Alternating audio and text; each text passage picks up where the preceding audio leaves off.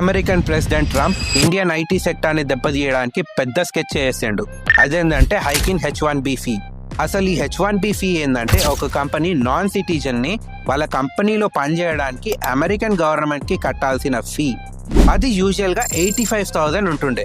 దాని అమాంతం 90 లక్షలకు చేసేసి అక్కడ పనిచేసిన మన వాళ్ళందరికీ హార్ట్ అటాక్ వచ్చేంత పని చేసిండ్రు. బట్ ఈ మూవ్ మన ఐటీ సెక్టార్ ని ఎలా ఇంపాక్ట్ చేస్తుందంటే, మన Indian IT companies every year దాదాపుగా 5,000 వీసా అప్లికేషన్స్ పెట్టి ఇక్కడ నుండి రిసోర్స్ ని US కి పంపుతారు. ఇప్పుడు ఈ ఫీ హైక్ తో వాళ్ళ కాస్ట్ పెరిగిపోవడంతో వాళ్ళ మార్జిన్స్ పైన కూడా గట్టి ఎఫెక్ట్ పడుతుంది.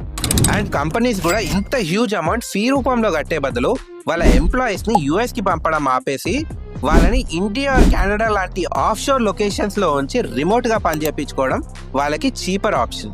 అండ్ US లో ఉండే మన ఇండియన్ టెక్కీస్ కి అక్కడ జాబ్ ఆపర్చునిటీస్ చాలా వరకు తగ్గే అవకాశం ఉంది. కాసేపు నెగటివ్స్ పక్కన పెట్టి పాజిటివ్స్ చూస్తే దీనివల్ల బ్రెయిన్ డ్రెయిన్ రివర్సల్ ఛాన్సెస్ కూడా చాలా ఉన్నాయి.